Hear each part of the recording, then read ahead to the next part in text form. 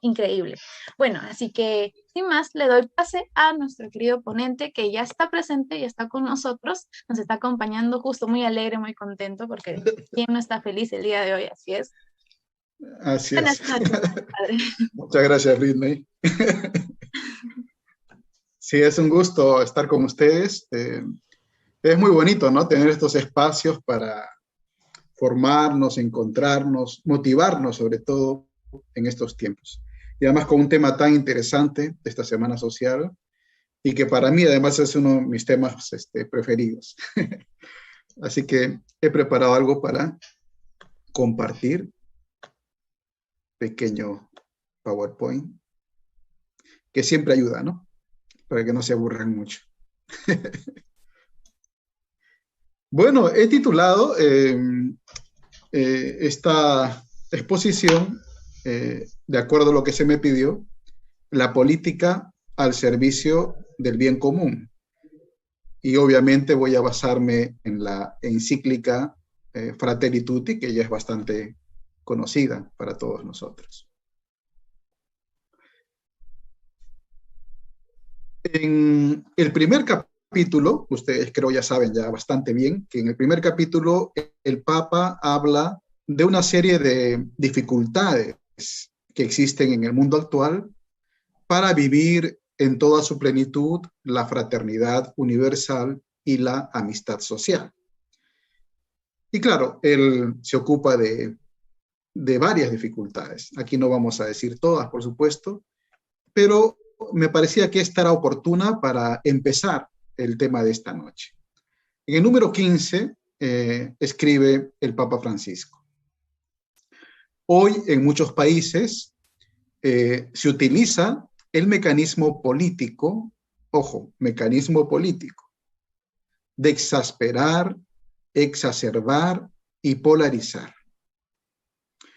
Por diversos caminos se niega a otros el derecho a existir y a opinar. Y para ello se acude a la estrategia de ridiculizarlos, sospechar de ellos, cercarlos. No se recoge su parte de verdad, sus valores, y de este modo la sociedad se empobrece y se reduce a la prepotencia del más fuerte. La política ya no es así una discusión sana sobre proyectos a largo plazo para el desarrollo de todos y el bien común, sino solo recetas inmediatistas de marketing que encuentran en la destrucción del otro el recurso más eficaz. En este juego mezquino de las descalificaciones, el debate es manipulado hacia el estado permanente de cuestionamiento y confrontación. Bueno, cuando leí este número, yo vi que retratado el Perú de hoy, ¿verdad? Fíjense, yo quiero decir de entrada que creo que así como la pandemia nos está dejando muchas lecciones, creo que también el panorama electoral en el que estamos metidos ahora, 100%, nos debe dejar muchas lecciones para el futuro. Más allá de lo que pasa el 6 de junio, queda una enorme tarea que tenemos como ciudadanos y como cristianos. Y una de esas inmensas tareas es hacer frente a esto que dice el Papa Francisco en este número 15, ¿no? Creo que como nunca esta elección que es tan polarizada, ¿no? Por motivos que ustedes ya saben mejor que yo, es difícil dialogar, es difícil escuchar al otro, es difícil buscar la verdad, ¿no? Quiero empezar con una breve iluminación de como lo hace el Papa Francisco en el capítulo 2. Como ustedes saben, allí él presenta la parábola del buen samaritano, que tantas veces hemos escuchado, incluso la hemos escenificado, la hemos actualizado, en fin, la sabemos casi de memoria. Pero algo que me llama la atención de cómo el Papa aborda esta parábola en el capítulo 2 de Fratelli Tutti es lo que yo llamo la hermenéutica social, ¿no? Es decir, él interpreta esta parábola en un sentido social amplio. Porque normalmente interpretamos la parábola en el sentido de la asistencia, ¿no? Hay que ayudar al otro, sostenerlo, aconsejarle, brindarle medicinas, alimento, etcétera. Y todo eso es, que no cabe duda, importantísimo, ¿no? Más en estos tiempos que vivimos. Pero si nos quedáramos solo en ese aspecto asistencial de la parábola, creo que la estaríamos reduciendo un poco. Y lo que hace el Papa Francisco en este capítulo es, lo que digo, una lectura social de la parábola, ¿no? Le saca el jugo, digamos, en términos sociales, cívicos y políticos. Y creo que esa es la gran novedad de la reflexión que hace el Papa a partir de esta parábola.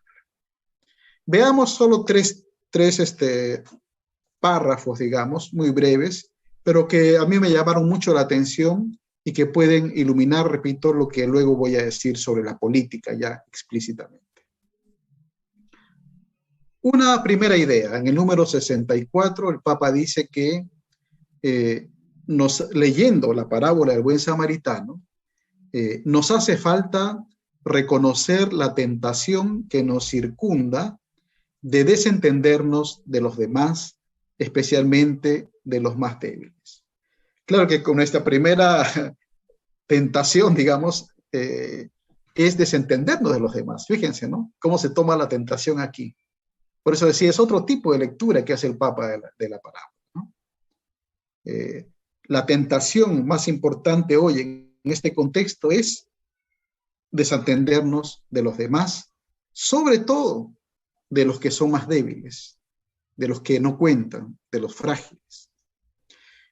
Digámoslo, dice el Papa, hemos crecido en muchos aspectos, aunque somos analfabetos en acompañar, cuidar y sostener a los más frágiles y débiles de nuestras sociedades desarrolladas.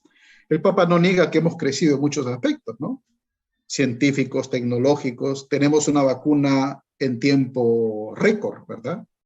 Si ustedes estudian la historia de las vacunas, verán que tenemos una vacuna en tiempo récord. Y en fin, alta tecnología, en fin, ¿no? Todas las cosas que tenemos. Así que sí, hemos crecido en muchos aspectos, eso es innegable. Pero seguimos siendo analfabetos, dice el Papa, para acompañar, cuidar y sostener otra vez a los más frágiles, a los débiles de nuestras sociedades desarrolladas. Si ustedes han leído, van a leer con calma la encíclica, presten atención en que el Papa siempre está trabajando con contrastes, ¿verdad? Como en este caso, ¿no? Lo que podríamos llamar paradojas también, ¿no? Hemos crecido, pero somos analfabetos para cuidar a los demás. ¿A quiénes? A los más frágiles de las sociedades desarrolladas. ¿Se dan cuenta esos contrastes, ¿no es cierto?, que presenta el Papa. Nos acostumbramos a mirar para el costado. Así lo hicieron el sacerdote y el levita, ¿no es cierto?, que hicieron un rodeo y se fueron de largo. A pasar de lado, a ignorar las situaciones hasta que éstas nos golpean directamente, como nos ha pasado en la pandemia, ¿verdad? Quizás hasta que la enfermedad no llegó a la casa y nos golpeó. Quizás hasta entonces la mayoría no habíamos sido suficientemente conscientes de lo que significaba esta tragedia, ¿no?, para otros. Segunda idea que quiero destacar de la lectura que hace el Papa de esta parábola. Dice, miremos el modelo del buen samaritano. Es un texto que nos invita a que resurja nuestra vocación de ciudadanos del propio país y del mundo entero, constructores de un nuevo vínculo social. ¿Alguna vez alguna de ustedes había leído esta parábola desde esta perspectiva? Que la parábola nos invitaba a ser ciudadanos, ciudadanas. Seguro que no. Sin embargo, el Papa hace esta lectura importantísima, ¿no?, para nuestros tiempos.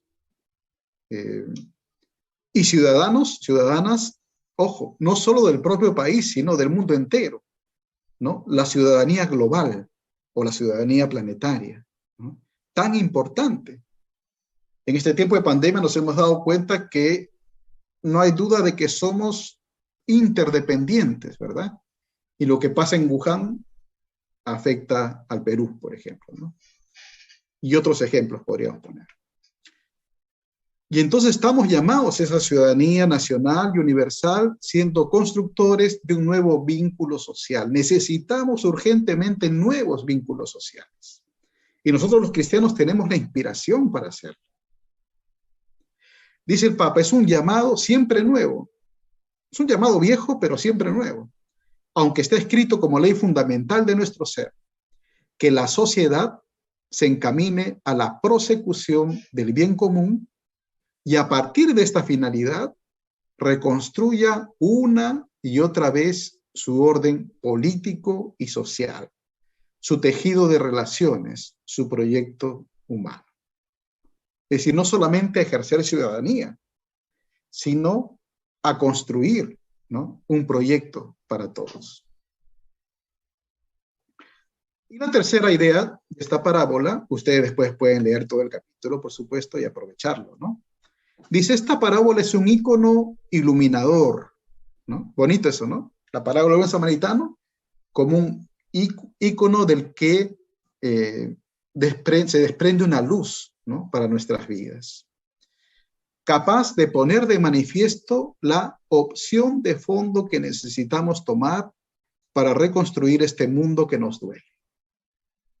O sea, no se trata solo de acciones aisladas, ¿no?, lo que yo tengo que hacer puntualmente. Obvio que eso es importante. Pero se trata además de revisar cuál es nuestra opción de fondo. Ahora vemos que muchas personas se acuerdan que son ciudadanos cada 5 años, ¿verdad? Se pelean por las redes, defienden a un candidato, a una candidata, en fin, ¿no? Y después del 6 de junio se olvidan que son ciudadanos, ¿no? Y van a criticar a la persona que eligieron, no cabe duda, ¿no es cierto? No, no se trata de eso. Se trata de decir cuáles son nuestras opciones de fondo como cristianos y ciudadanos.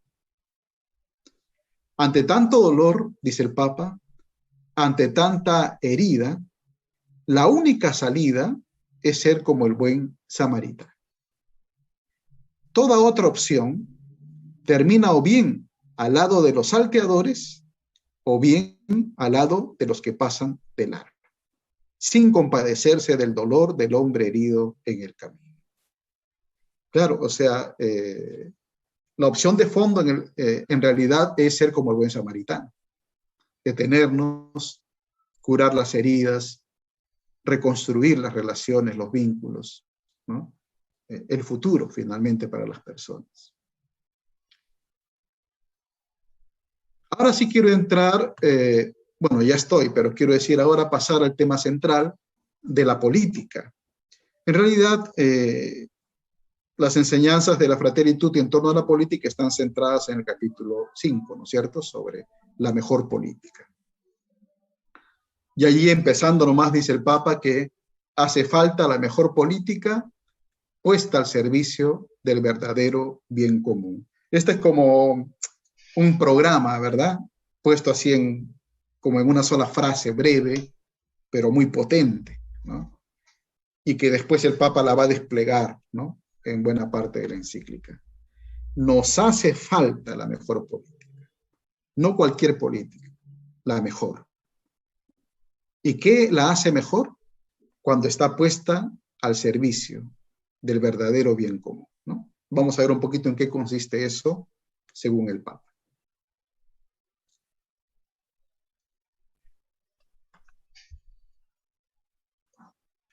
Comienza diciendo Francisco que para muchos, seguramente que para muchos de nosotros, de nuestros hermanos y hermanas de parroquia, nuestros vecinos, familiares, para muchos la política hoy es una mala palabra.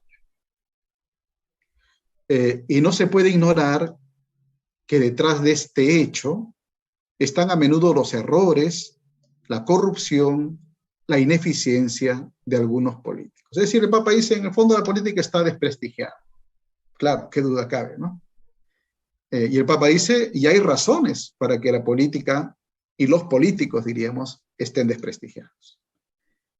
Y nombra por lo menos tres, ¿no? Los errores que se han cometido en la política históricamente, la corrupción, ¿no? Que es institucionalizada, endémica, sistémica en el país, por donde mires, ¿no? Y la ineficiencia que se ha puesto, en buena medida, no quiero generalizar, que se ha puesto a la vista durante la pandemia, por ejemplo, ¿no? A esto, a ese desprestigio, dice el Papa, se añaden, ojo, esto es muy importante, las estrategias que buscan debilitarla, reemplazarla por la economía o dominarla con alguna ideología. Es decir, además que la política está desprestigiada por los errores, la corrupción, la ineficiencia de algunos políticos, hay otras personas o grupos interesados en hacerla quedar peor todavía, ¿no? Debilitarla, ¿no? Ojalá nadie se meta en política. Y claro, a veces nos comemos nosotros ese cuento, bueno, no es un cuento, ese desprestigio, y decimos, sí, la política está desprestigiada, la política es sucia, no sirve para nada, yo vivo de mi trabajo, no me importa la política, etcétera, ¿no? Una serie de cosas, mensajes que nos pasamos. Y lo que hacemos es darles el gusto a quienes quieren que nosotros no nos preocupemos de la política para ellos hacer lo que quieren con la política. Yo en el fondo eso entiendo de lo que dice aquí el Papa, ¿no? Y lo que quieren es que se imponga el poder de la economía. Por eso dice, pretenden reemplazar la política por la economía. Ojo, ¿no? Claro, veremos luego un poco más ese tema, ¿no? O dominarla por alguna ideología, ¿no? La política al servicio de la economía o la política al servicio de la ideología, de un grupo, de un partido, lo que sea. Y fíjense que dos preguntas interesantes, ¿no? Del Papa, que en el fondo son preguntas retóricas, claro. ¿Puede funcionar el mundo sin política?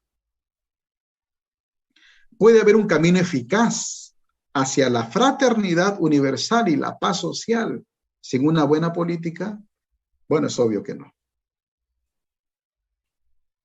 Luego el Papa, en tres números maravillosos, nos presenta tres características de la política que se necesita. Y yo les quiero invitar a un ejercicio mental, ¿no? Claro. Que mientras yo vaya presentando estas tres características que el Papa ofrece, vayan haciendo como un test, ¿no es cierto? ¿Esa característica está presente en la política actual? ¿Está presente al menos en las últimas 3 décadas, para no ir tan lejos? ¿En los últimos gobiernos? ¿En los que ahora aspiran a gobernar el país? ¿Qué podemos hacer para que la política encarne esas tres características? Primera, en el número 177 dice el Papa que la política no debe someterse a la economía y esta no debe someterse a la tecnocracia. No se trata de satanizar a la economía, porque la economía es indispensable, ¿verdad?, para poder vivir. Y ojalá que sea una economía eficiente, equitativa, sostenible, etcétera, ¿no es cierto? Claro que sí. Ese no es el problema, obviamente. El problema es cuando la política se somete a la economía, ¿no? Cuando lo que tiene que hacer la política es regular la economía, ¿no es cierto? Imagínense si la política no regulara la economía. Un poco lo que ha pasado, ¿no?, con el negociado del oxígeno y otras cosas. Es decir, la economía lucraría sin ningún control, ¿no? ¿Qué pasa si la política no cuidara de regular bien los contratos con las transnacionales que vienen a explotar los recursos naturales, por ejemplo, ¿no? ¿Qué pasaría si la política no tuviera una normatividad respecto de, digamos, de evitar los monopolios, por ejemplo, ¿no? ¿Se dan cuenta? O sea, la política no puede estar sometida por la economía, dice el Papa, ¿no? La gran pregunta es, en las últimas décadas al menos, 3 últimas décadas o más. En el Perú, ¿la política ha estado sometida a la economía o no? Segunda característica, la grandeza de la política se muestra cuando obra pensando en el bien común a largo plazo. El Papa en este número critica esas visiones inmediatistas, electoreras, ¿no es cierto?, de marketing de la política. Claro, casi yo voy a dar mi opinión, pero es que es obvio que no hemos trabajado en las últimas décadas a largo plazo, ¿no? Cada gobierno trabaja mirando ni siquiera los 5 años, sin proyectos a largo plazo. Hay gobernantes que empezaron su gobierno y se olvidaron de su plan de gobierno. No hemos podido hacer una agenda verdadera, ¿no?, de largo alcance, digamos, ¿no?, en el país. Y la tercera característica es la política debe convocar a los más diversos sectores y a los saberes más variados. Claro, y lo que tenemos lamentablemente es una política autosuficiente que cuando llega al poder se enquista en una burocracia que suele ser lenta, insensible, ¿no es cierto?, y autosuficiente, como digo, ¿no? Ustedes no se imaginan, o quizás sí, algunos deben conocer esto de cerca, ¿no? Yo conozco un poquito, tampoco tan de cerca, pero un poquito, cómo muchas ayudas no han podido llegar durante la pandemia por problemas burocráticos, ¿no? O sea, si ustedes escuchan a los ministros llorar sus penas, tienen que ver con que a pesar de que quieren hacer cosas, se encuentran con una burocracia pesada, lenta, ¿no?, insensible, ¿no? Es decir, ¿y por qué? Porque le cuesta, a cualquier partido que sea, le cuesta, una vez llegado al poder, convocar a otros, ¿no? Lo que buscan es copar todas las instancias, ellos y sus amigos, pero no convocar a otros sectores, convocar a otros saberes, ¿no? Escucharían ustedes a muchos científicos, ¿no?, en tiempo de la pandemia, como no son escuchados muchas veces por los gobiernos. Pero en fin, son esas 3 características, no pretende ser esto agotar todo, ¿no? Pero son 3 buenos ejemplos de características que tendría que tener la política que necesitamos, según el Papa Francisco. En el número 181 dice, todos los compromisos que brotan de la doctrina social de la Iglesia provienen de la caridad, que según la enseñanza de Jesús es la síntesis de toda la ley, ¿no? O sea, el corazón de la enseñanza social de la Iglesia es el amor, por supuesto, porque el amor es la síntesis, ¿no?, de toda la ley y los profetas. Pero esto me interesa destacar. Dice el Papa, esto supone reconocer, fíjense, que el amor lleno de pequeños gestos de cuidado mutuo es también civil y político y se manifiesta en todas las acciones que procuran construir un mundo mejor.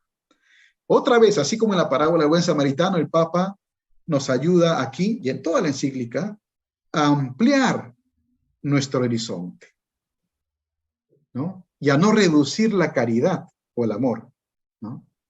El Papa dice, claro que el amor son los pequeños gestos de cuidado mutuo. Y así ha sido y está siendo durante la pandemia, ¿verdad? ¿Cuánto hemos aprendido a cuidarnos y a cuidar a los demás? Y a dejarnos cuidar también, obviamente, ¿no? Claro que sí, eso es el amor. Qué duda cabe. Pero, y es lo que a veces olvidamos o no se nos dice mucho, ¿no?, que el amor es también civil y político. ¿Habían escuchado eso antes? Que el amor también es político. Y se manifiesta en todas las acciones que procuran construir un mundo mejor.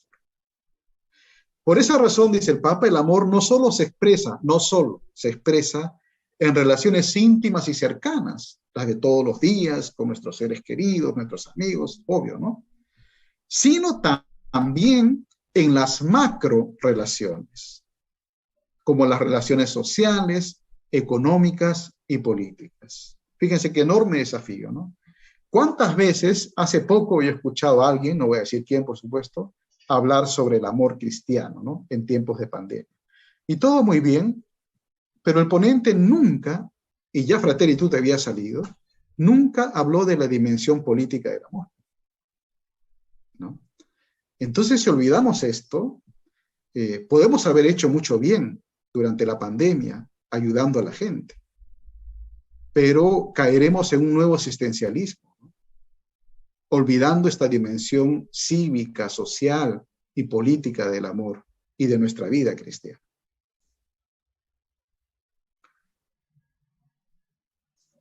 Aquí hay un texto muy plástico, digo yo, o sea, ¿no? En el número 186, que ayude a entender mejor, ¿no?, lo que está diciendo el Papa. Dice el Papa, es caridad acompañar a una persona que sufre.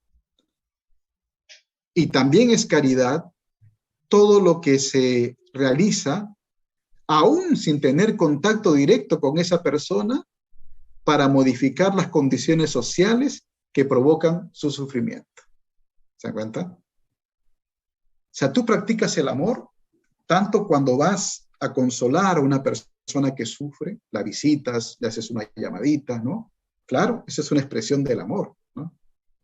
Pero también es expresión del amor cuando una persona, aún sin conocer a esa persona que está sufriendo, está trabajando en alguna parte para modificar las condiciones sociales que provocan el sufrimiento de esa persona. Esa es la tarea de un político, una política, por ejemplo, ¿cierto? Que puede estar en el Congreso trabajando por una ley justa y quizás nunca visitó a una persona enferma en su casa.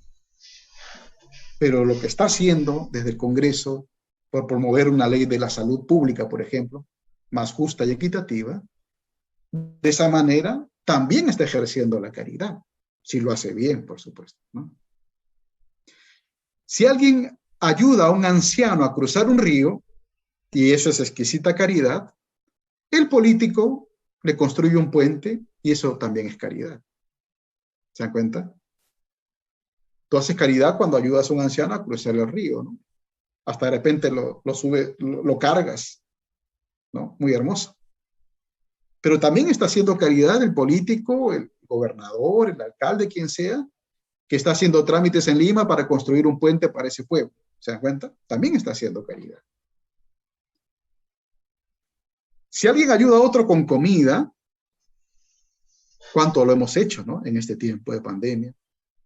El político le crea una fuente de trabajo y ejercita un modo altísimo de la caridad que ennoblece su acción política, ¿no?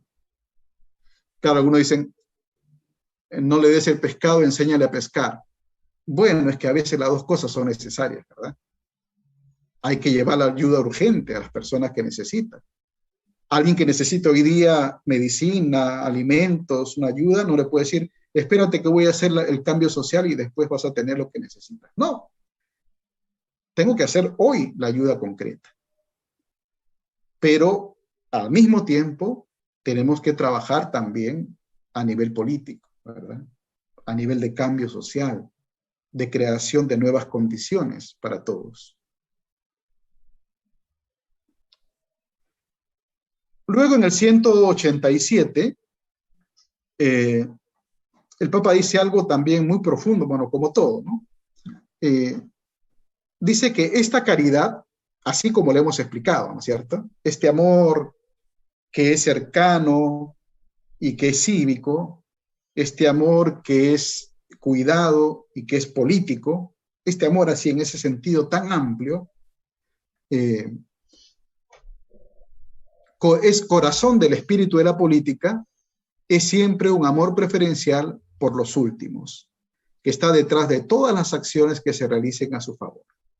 Fíjense, o sea, en primer lugar, el amor, tal como lo presenta el Papa Francisco, es el corazón del espíritu de la política, o tendría que serlo, ¿cierto? Y ese amor es siempre, dice el Papa, un amor preferencial por los últimos, ¿no? en otras partes dice el Papa, por los que están al margen, ¿no? Le gusta también hablar mucho el Papa de los descartables, ¿no? Habrán escuchado, ¿no? Aquí en Lima, en esa misa en Las Palmas, en su homilía habló, ¿no? De cómo en nuestra Lima grande hay muchos que viven como si fueran descartables, ¿verdad? Seres humanos de los que se puede prescindir, lamentablemente. Y entonces aquí vuelve a decir que el amor por ellos y por ellas debe estar siempre, ¿no?, en nuestra preferencia. Solo con una mirada cuyo horizonte esté transformado por la caridad, que le lleva a percibir la dignidad del otro, los pobres son descubiertos y valorados en su inmensa dignidad, respetados en su estilo propio y en su cultura, y por tanto, verdaderamente integrados en la sociedad. Es decir, no se trata solo de ayudar al pobre. No se trata que el pobre es objeto de nuestra caridad, no. Sino que toda persona, y especialmente los últimos, tienen que ser sujetos, ¿no?, de una vida digna, de una vida con oportunidades, donde todos respetemos su cultura, ¿no?, sus estilos de vida, en fin, sus modos de ser. Claro, en esta campaña electoral se habla mucho, ¿no?, de ofrecer cosas a los pobres. Pero no se trata de ofrecer cosas a los pobres como prebendas, regalos o favores. ¿Dónde estamos? Se trata de construir una patria donde todos seamos protagonistas, sujetos de derechos, ¿no?, con una dignidad en igualdad de condiciones. Y esta mirada, dice el Papa, es el núcleo del verdadero espíritu de la política. Sé que tengo media hora, así que voy a ir terminando. El Papa presenta algunos personajes, ¿no?, que lo han motivado a escribir esta encíclica.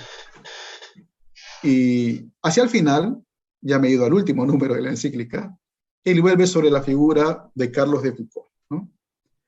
Este hombre que dejó su patria en Europa y se fue a vivir al África, al desierto, entre los más pobres, para encontrarse con Dios, ¿no?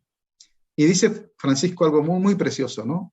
A mí me parece muy iluminador, de cómo la mística y la política encuentran su lugar en nuestra fe cristiana. Dice, él fue orientando su sueño de una entrega total a Dios hacia una identificación con los últimos, abandonados en lo profundo del desierto africano. No sé si captamos lo que dice aquí, porque dice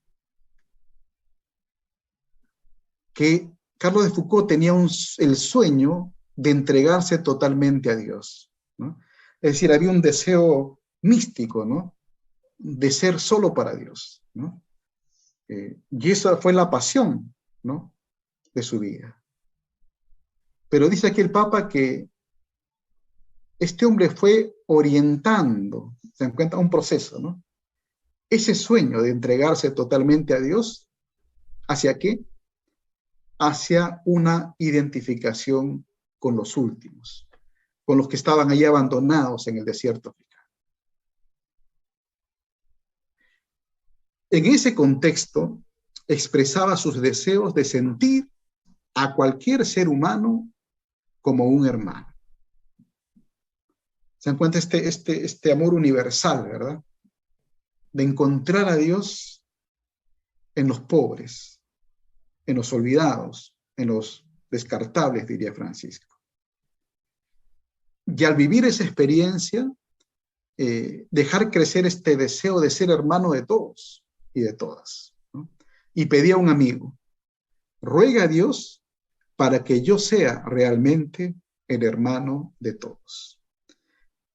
Yo creo que no es otro el objeto de esta encíclica del Papa que motivarnos para que todos seamos hermanos de todos, que todas seamos hermanas de todas, ¿no? Quería ser, dice el Papa, en definitiva, el hermano universal. Pero, y aquí está lo que quiero destacar, ¿no? Solo identificándose con los últimos, llegó a ser hermano de todos. Que Dios inspire ese sueño en cada uno de nosotros. Amén. Termina así el Papa su encíclica. Y yo también termino con estas palabras esta intervención. Gracias.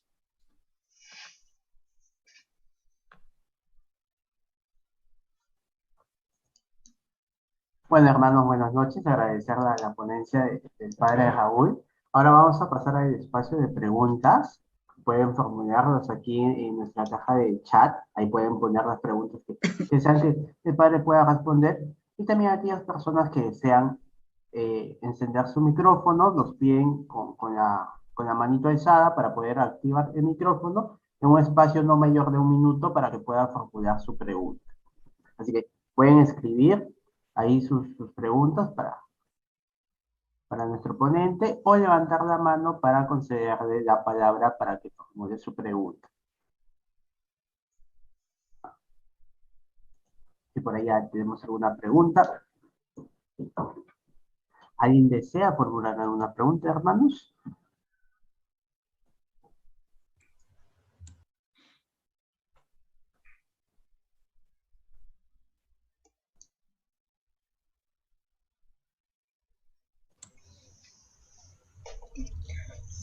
Tímidos. Rosario Miña ha levantado la mano, Ronaldo. Sí, hermana Rosario, tiene la palabra. Sí, muy interesante, muchas gracias por la ponencia. Mi pregunta era, a veces, muchas veces, no sé si ahora, pero en algunas a veces la iglesia, cuando uno quiere entrar en política, es como si lo separaran, ¿no? Bueno, entras en política, entonces pides un descanso y luego, y luego retomas, ¿no? Porque puedes, digamos, como eres agente pastoral, puedes, digamos, orientar, ¿no? A la decisión del voto. Entonces, ¿cómo podemos ir cambiando eso en nuestra iglesia? Porque necesitamos ser acompañados los que vamos a entrar a política, ¿no? O los que estamos en política, ¿no? Pero a veces nos vemos un poco huérfanos en ese sentido, ¿no? Porque depende del párroco o del obispo del lugar, ¿no? Ese es mi consulta. ¿Cómo podemos hacer? Muchas gracias, hermana Rosario. Quizás podemos pasar a responder esa pregunta, padre. Como ustedes quieran, si quieren escuchar por varias preguntas o una por una. Ajá, está bien. Creo que la hermana María tiene una pregunta. Mejor, ya. O la hermana Aurora, sí. Muchas gracias, hermana. Tiene la palabra, hermana. Sí, buenas noches. El padre estaba diciendo de 6 características que tiene la mejor política, pero dijo 3 nada más. Yo quisiera saber las 3 restantes, ¿no? Porque nada más nos dijo 3. Quería saber cuáles son las 3 restantes de la mejor política que debemos nosotros tener en cuenta, ¿no? Así es, hermana. Muchas gracias. La hermana Mari, si no me equivoco, quiere tomar la palabra también. Sí, yo quería preguntarle al padrecito, ¿de qué forma nosotros podemos intervenir en la política? Porque a veces lo hacemos en forma prioritaria, simpatizamos por uno y a ese le hacemos la propaganda, ¿no? Y a veces lo ponemos en nuestro chat de parroquia. Eso es todo. Muchas gracias, hermana Mari. Vamos de 3 en 3, así que el padre por ahí nos podría ayudar con esas preguntas y luego seguimos con 3 más. Así que pueden ir dejando sus preguntas en la caja de chat, hermanos. Padre. Bien. Sí, me llama la atención lo que decía Rosario, porque un laico no tiene que pedir licencia, digamos, de sus actividades pastorales cuando interviene en política.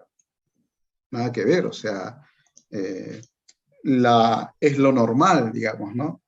Es verdad que los laicos normalmente, la imagen que tenemos del laico en la Iglesia Católica es el hombre o la mujer que está metida en el trabajo parroquial o en movimiento, en fin, ¿no?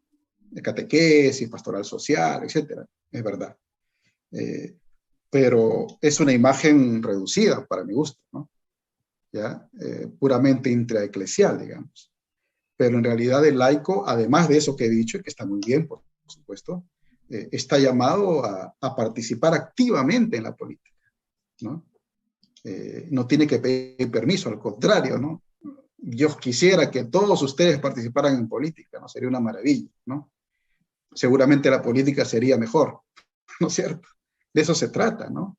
O sea, ¿por qué le hemos entregado a la política a otros, digamos, ¿no?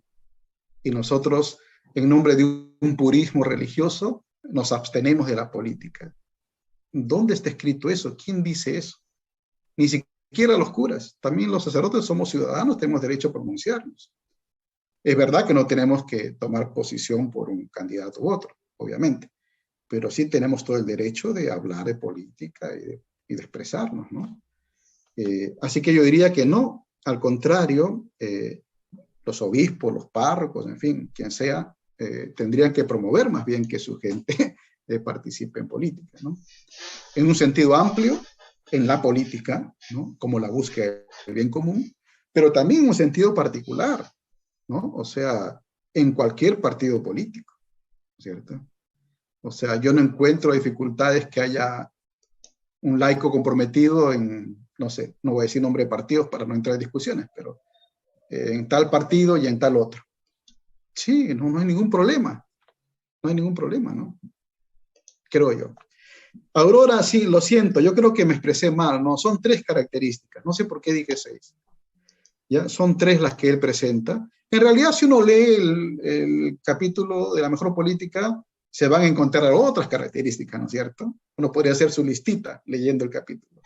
Pero yo me refería que específicamente cuando el Papa habla de la política que necesitamos, con ese título, pone estas 3 características, ¿no? Pero en realidad otras cosas que yo he dicho también serían características, ¿no es cierto? Claro. Pero en cuanto a las 3, eran 3, no 6, ¿ya? Y Mari, ¿cómo intervenir? Fíjense, yo estoy pensando 2, 3 cosas. Primero, formación. Necesitamos espacios como este, ¿no? Más seguido.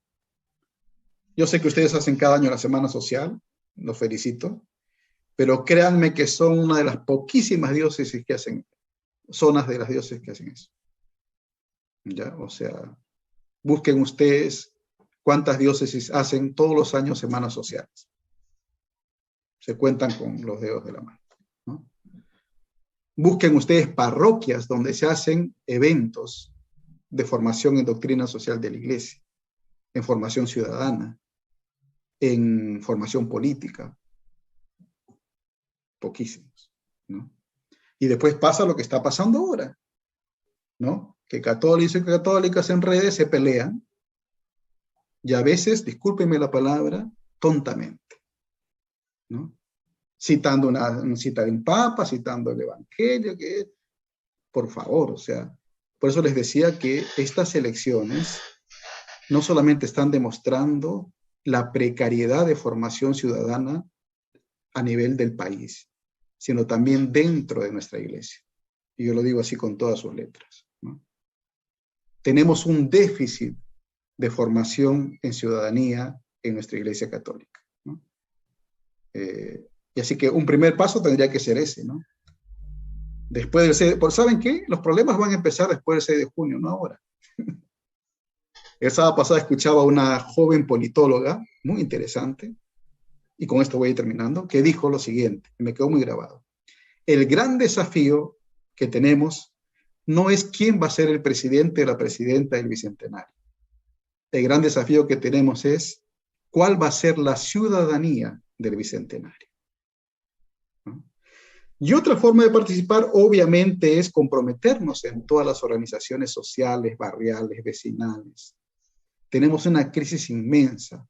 Nadie quiere ser representante del barrio, nadie quiere ser apoderado de la PAFA, nadie quiere ser nada, nadie quiere tener tiempo para los demás. Quizás estoy exagerando, ¿no? Vivimos en una crisis de participación social, vecinal, menos todavía participar en un partido político. Los partidos políticos son grupos empresariales que se juntan para las elecciones y después no funcionan nunca. Tú vas a un partido político y está cerrado todo el tiempo, hasta que vienen las elecciones, ¿no? Entonces ahí tendríamos que trabajar nosotros, ¿no?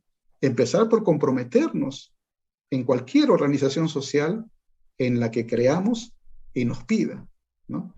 Si usted es catequista y al mismo tiempo es dirigente de su barrio, está haciendo un excelente trabajo, ¿no? Y si no puede ser catequista por ser dirigente de su barrio, sea dirigente de su barrio. Séalo. Priorice eso. Como buena cristiana, como buena católica.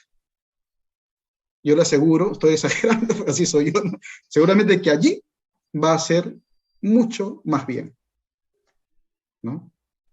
Desde sus inspiraciones de fe, por supuesto. Eso, para no alargarme más. Muchas gracias, padre. Por ahí, a ver, podemos levantar nuestras manos si tenemos algunas preguntas más. Nuestras El manitas. chat también. En el chat.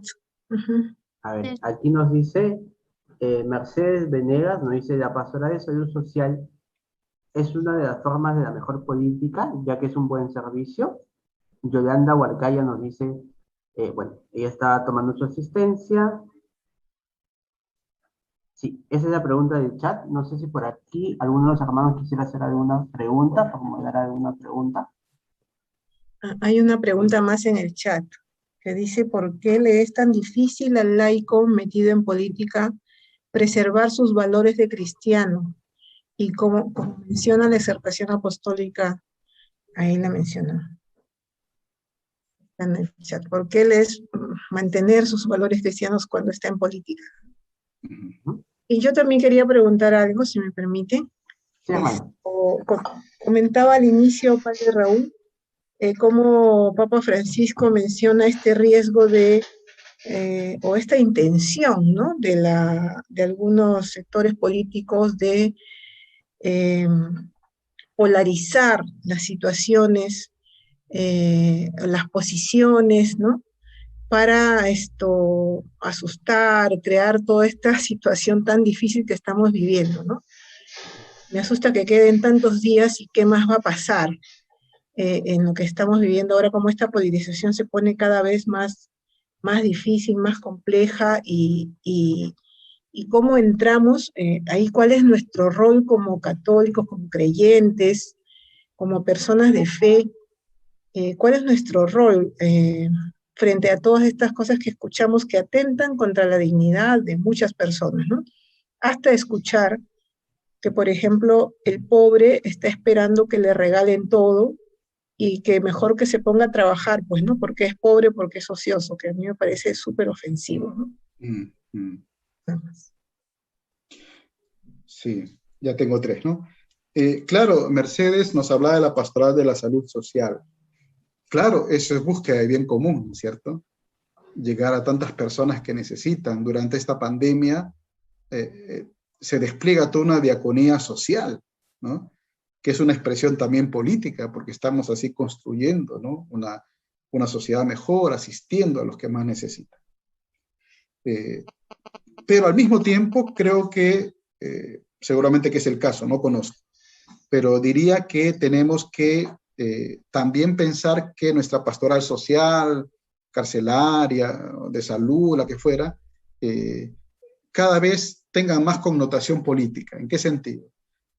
Por ejemplo, ¿en qué medida nuestra parroquia durante la pandemia ha formado una red, ¿no?, de ayuda junto con otras instituciones, ¿no? Trabajamos con el puesto de salud, con alguna institución de ayuda del barrio, con algún comedor popular, estamos creando redes, estamos colaborando juntos, o es solo un trabajo de un grupo de la parroquia, que no está mal, obviamente, pero no sé si me explico. Es decir, en la medida en que creamos redes, creamos comités de emergencia, ¿no? en el barrio, eso es una maravilla, ¿no? La pregunta es, ¿cuántos párrocos conocen, por ejemplo, al director o al encargado de la posta más cercana? ¿Cierto? No sé si me explico, es decir, también podemos avanzar a ese nivel, ¿no es cierto? Más organizacional, de unir fuerzas con otros para llegar mejor a las personas. Los valores cristianos en la política, claro, es que no es sencillo. Voy a decir algo, pero no, que nadie se ofenda, ¿no? Yo estoy seguro que un católico, una católica que quiere vivir su compromiso cristiano, le va a ser más fácil vivirlo dentro de la parroquia que en un partido político. ¿No? ¿Me explico? Claro. O sea, es muy desafiante para un cristiano comprometido participar en política en estas condiciones. Muy desafiante. Pero por lo mismo muy necesario, ¿no? Muy necesario. Y claro, pasa eso de que a veces se puede renunciar hacia los valores, pero también hay mucha gente que lo hace con buen sentido, ¿no? De cristiano. Y sobre Soledad hablaba de la polarización. Claro, es que ese es un tema inmenso, ¿no? Yo estoy muy preocupado, ¿no? O sea, cómo estas elecciones nos están polarizando tanto y también dentro de la iglesia, ¿no? Y ¿saben qué? No vale la pena. No vale la pena. O sea, hay gente que se está peleando. Estamos ante dos graves peligros, ¿no? Yo no sé quién va a ganar, pero yo creo que quien gane vienen tiempos muy difíciles para el país, muy difíciles. No solo por quien de los dos gobierne, ¿no? Con todos sus anticuchos que tienen, sino porque van a gobernar en situaciones muy conflictivas. Porque la parte que pierda, entre comillas, va a quedar muy afectada, ¿no? Y porque son dos candidatos con un apoyo mínimo. O sea, juntos no pasan del 27% de la primera vuelta. Entonces el apoyo que puedan tener lo van a perder rapidito. Acuérdense de mí, a los meses, a las semanas, ¿no? Entonces vamos a vivir tiempos peores, creo yo, de los que hemos vivido hace unos años, ¿no? Lo siento, pero creo que así va a ser. Y entonces decía, no vale la pena, ¿no? Más me preocupa esto que creo que Soledad decía, ¿no? Este miedo que se instala entre nosotros, esta ausencia de argumentos, ¿no? Que en realidad no construye nada, ¿no?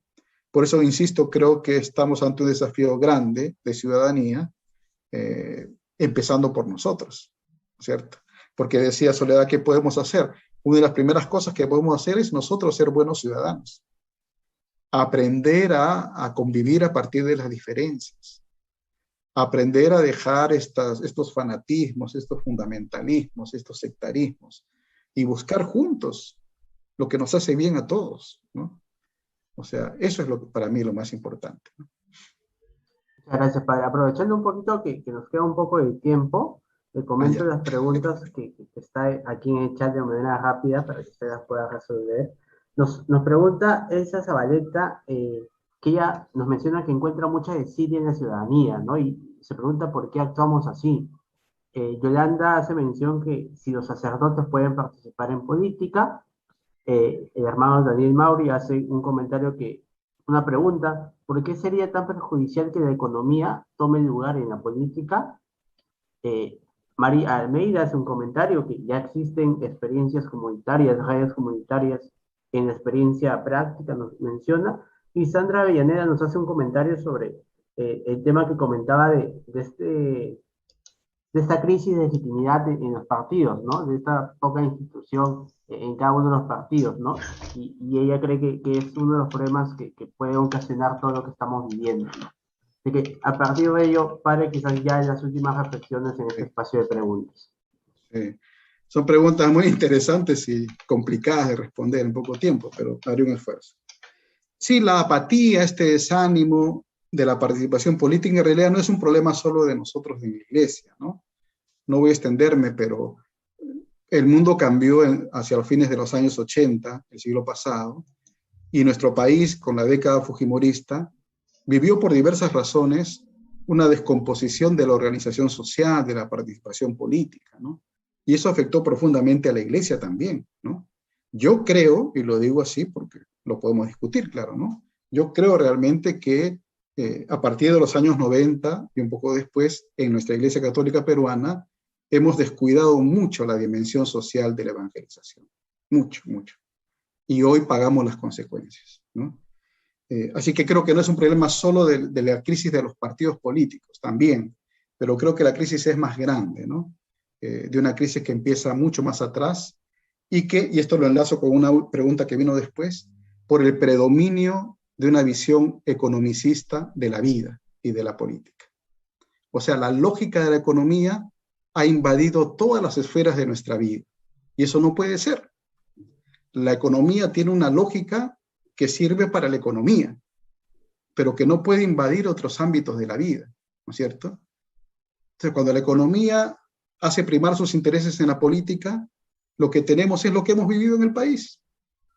Empresas como Odebrecht y otras que han corrompido a cuánto funcionario, juez, congresista, presidente ha habido. ¿Se dan cuenta? Ese es el desastre de una política que se somete a la economía. Repito, no porque la economía sea mala, sino porque la economía dejada a su libre suerte se desquicia, ¿no?